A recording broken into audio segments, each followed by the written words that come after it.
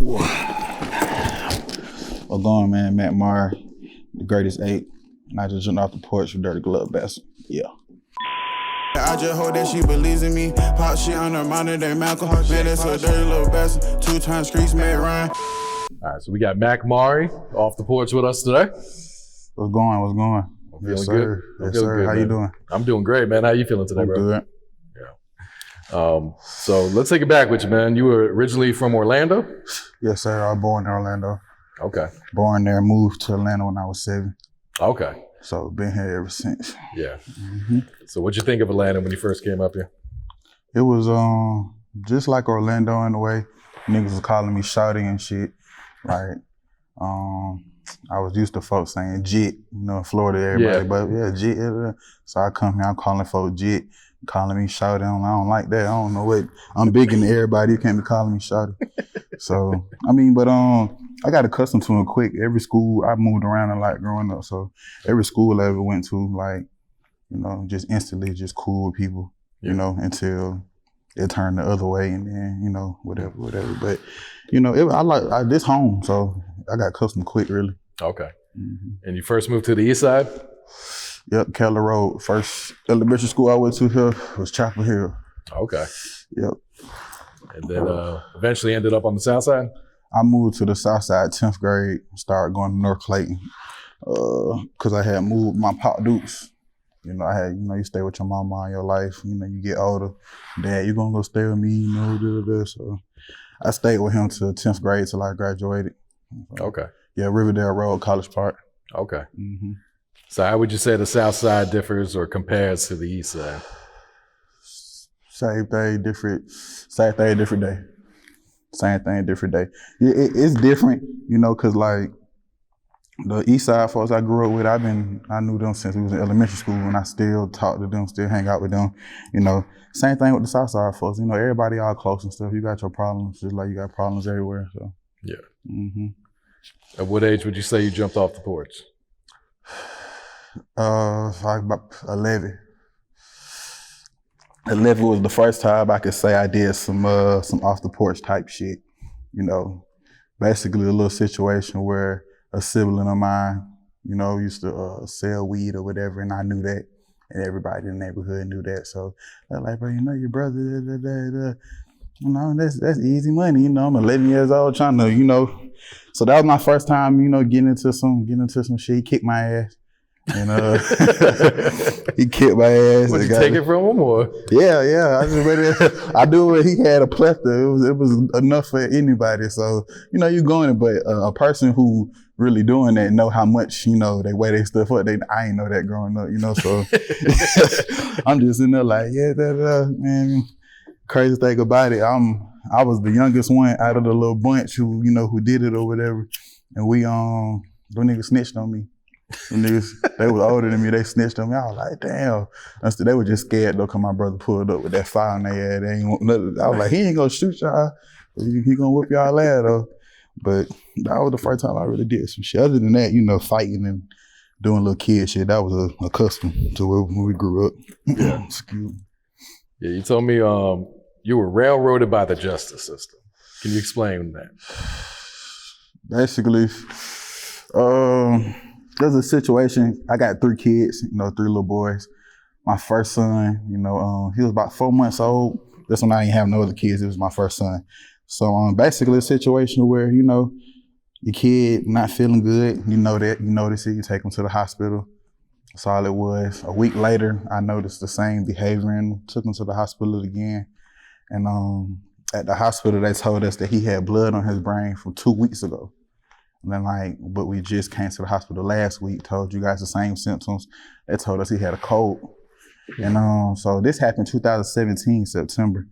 And basically the story goes on, nothing happened. I see my son, everything, he healthy, everything fine. July 2018, they charged me with aggravated assault, family violence, cruelty to children, 1st degree, all this shit. So, oh shit. Yeah, just like, I don't know, like my baby mama done told them that like, hell no, my baby, he ain't never do no shit like that. Like, people who really know me, like, hell no, Mari wouldn't do no shit like that. Like, if it was anything else, they're like, yeah, Mari tripping. But that, my kids, so just basically I missed the DA told the judge at the end that they charged me because I moved to Orlando because that's where I'm from. Moved there, stayed at my grandma a couple months, got back on my feet and stuff. Got 2 jobs. I was straight, but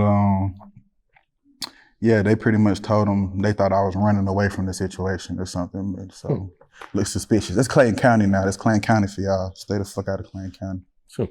So what ended up happening out of that? Did they go through with the charges? I had to turn myself in, all kind of crazy shit.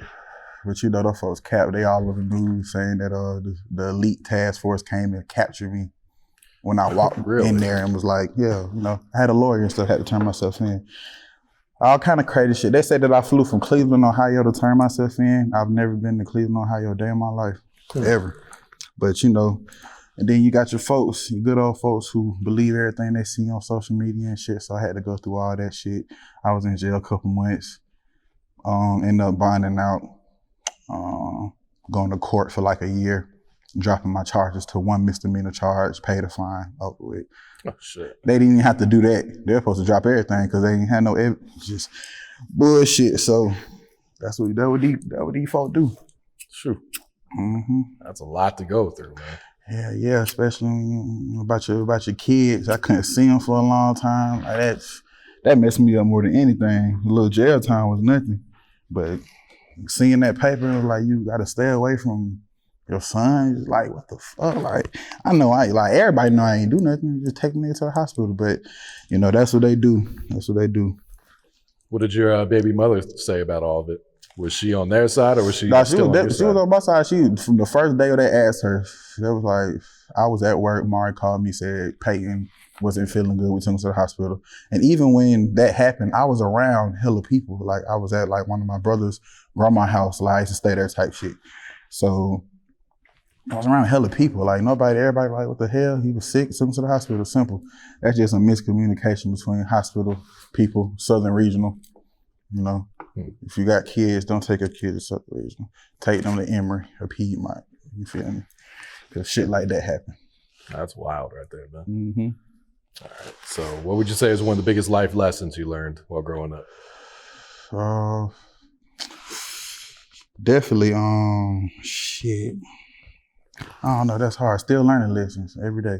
So, but growing up, I was wishy-washy as a kid. I was smart as hell, but I was bad as a motherfucker. So, like, I kind of used both of that to leverage me getting by. Like, I knew I was smart, so I would kind of talk to adults like I was them, like, you got a smart ass mouth, you this and you that. And I'm like, you feel me? My mom said I could hold an adult hold a conversation with adults. So what you talking about? I talk to my people all the time.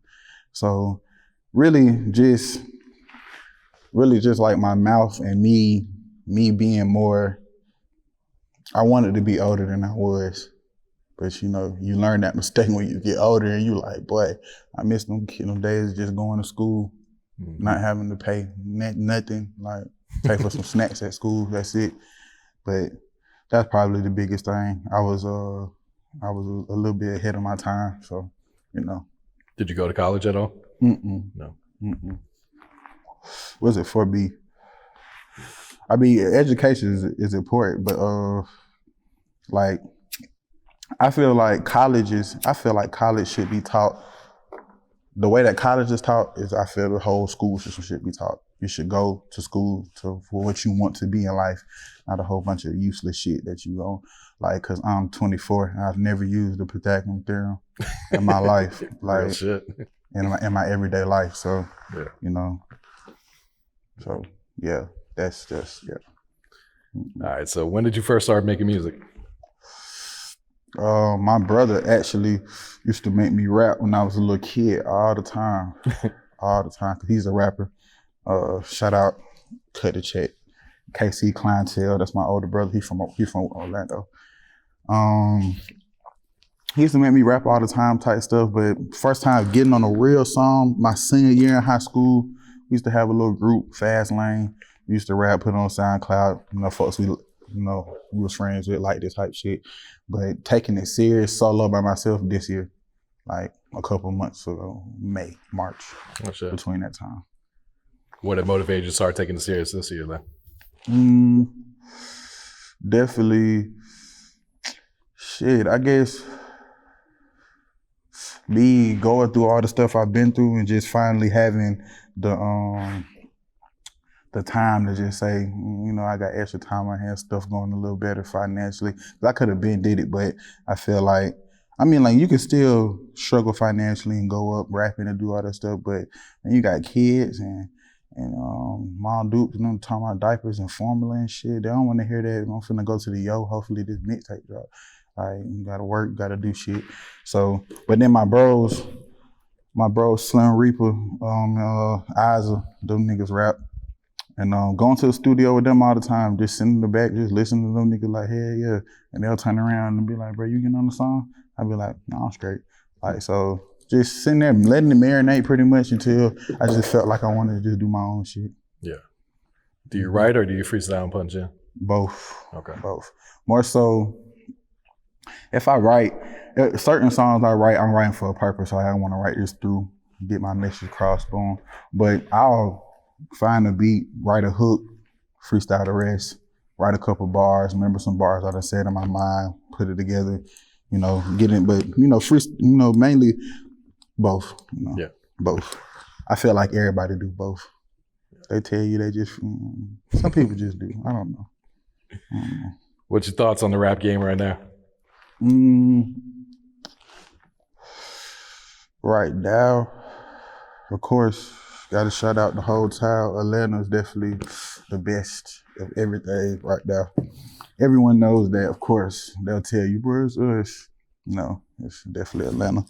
But right now, and one thing I always say is in my bio on Instagram, I'm an artist, not a rapper, because the word rapper is very watered down nowadays. Terminated is just not the same. Because now you got rappers who snitches and all kind of crazy shit. It's a true fact. So I don't, that R word is a tough word for me. I'd rather just artist, musician. But right now the rap game, if you exterminate all the things that need to be exterminated, it's going good. I feel like everybody should just be creative, do their own thing. I like what NLE Chopper doing. Okay. With turning gotta wake up. Everybody gotta wake up sometime. And I don't like how people be trying to clown him for doing what he doing him. R.I.P. King Von too.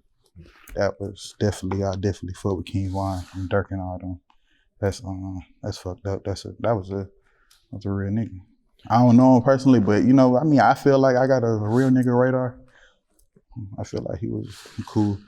But of course, you know,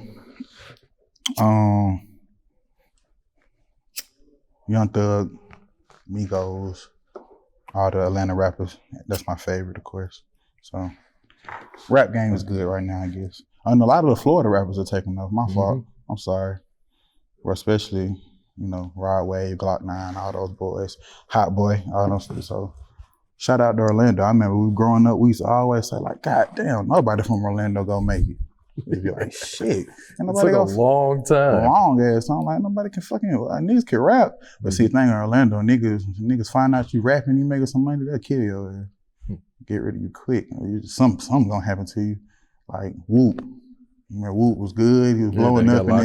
Yeah, so Whoop was like our first little taste of Orlando. Like, ooh, okay, Orlando gonna be. So I remember that shit. Yeah, it seems like every week there's a new rapper out of Orlando blowing up and getting signed. Yeah, like that new little kid, the little nigga I just seen. Cut him up, Reese. Huh? Cut him, Reese. I think so. He got a little twist or something. Yeah, just every week, and they all sound the same, but they be going hard though. That's the Orlando sound, I guess. Yeah. But my family in Orlando, Ray Bills and goddamn Pablo, Free Pablo, and of course my brother KC. Like they more rap centric. Them niggas can really spit for real type shit. So, but same, you know, Florida got their own sound just like everybody do. All right, talk to us about this new project, The Greatest Ape. The Greatest Ape.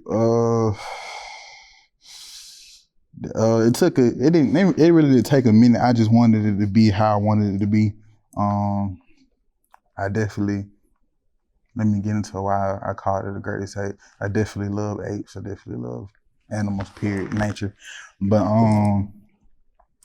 anime too, Dragon Ball Z, they used to be apes and shit before, so I got to do with that too. And Planet of the Apes, one of my favorite movies. But just a lot of shit. Every song, I really walked every goddamn song, if you ask me.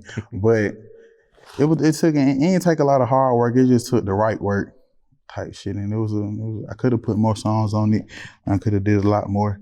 But I'm comfortable with it, and I feel like for a first tape, for artwork and sound and the skits, like the intro, you cut the intro on, you just got Caesar on there talking, and you feel me? Like it's different, you feel me? But I mean, I'm not always gonna make the same stuff, the next take gonna be different. Some other shit gonna be different, so. I feel like this is a good start. Can't put out your eggs in one basket. So this is something I like to do. People ask me, they want me to take it more serious. But there's some people are proud of me for taking it serious as I am. Like even Mom Dukes used to, what you gonna do? You gonna do something? I'm like, Mom, I don't have no aspiration to be no doctor or no shit like that. Like, so the music is an outlet for me to get shit off my chest. And, at the same time, just have a little wave going on, you feel me? But the funniest thing about this tape is when folks listen to it who know me and they know this shit I'm talking about is true, and they just hit me up and they just be geeking, laughing and shit like, boy, you's a fool. And the vibes too, love it. They just be like, oh, who the hell you talking about? I was like, yeah, you know who I'm talking about. And I'll name drop. I ain't scared. They already know what's going on. So, yeah. Is there a single that you're pushing off the project right now? Uzimaki Flo, the first song for me and that boy Isaac. He got a little piece on there. But that's one of my. It's crazy because I always say every time I listen to one, I be like, damn, that's my favorite. But I feel like Uzimaki Flo, that's definitely a crowd favorite amongst people and one of my favorites. And that's gonna be my first video. Okay. For real. So that's definitely the one. Uzimaki Flo, the first song.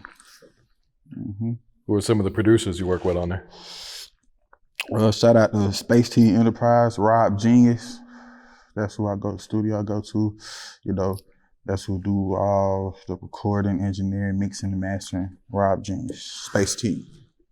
Yes, sir. Any features on there? Just by brother Isaac. That's it. That's like a part of the reason I put that song first, because it's like an intro, because like his voice is first on the song, so it go him, then me, then him a little bit. It's like a bridge almost. So I wanted to put him on there like an introduction almost, and then the rest of the tape just me. You feel me? The deluxe or whatever, volume 2, part 2, whatever I do.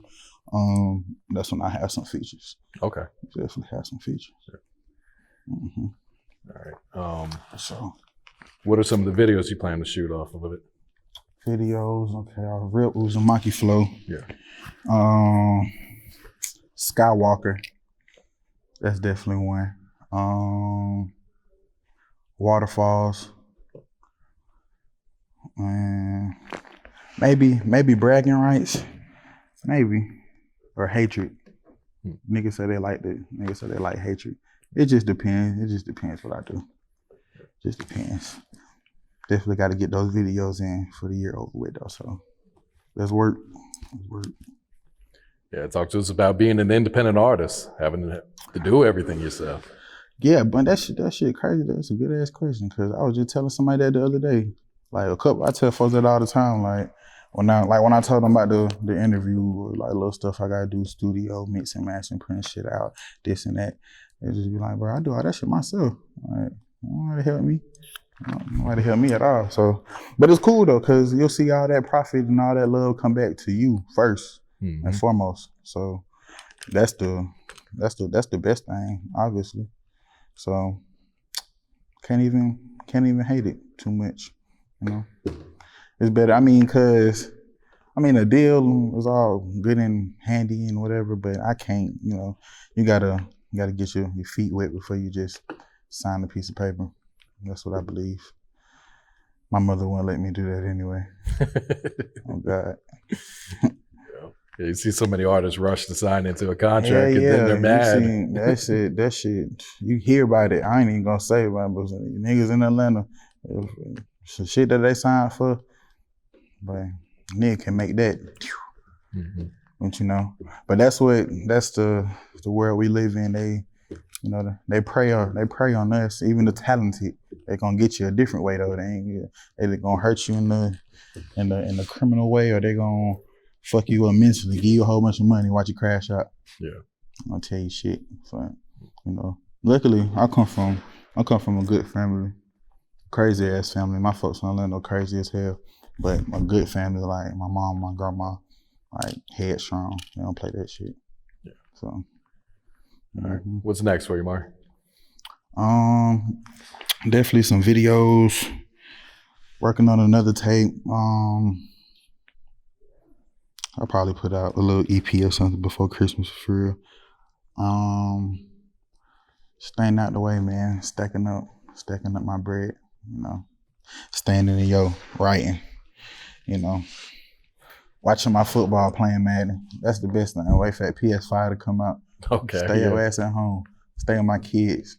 Yeah. And shout out Peyton, Carson, and Aiden. Love y'all. Yeah. Mm-hmm. All right. Any last words or any other shout outs you want to get out? Shout out Maccmari. Shout out Cut the Check. Shout out the whole Grove Street. RP Lil Junior. Shout out all my family. Y'all know I love y'all boys, man. Shout out the baby mamas too. Y'all take care of the little ones. Y'all know I love y'all. Get out of here. I just hope that she believes in me. Pop shit on her modern day Malcolm. Man, that's a dirty little bastard. 2 times streets made rhyme. One day touchdown, hotel don't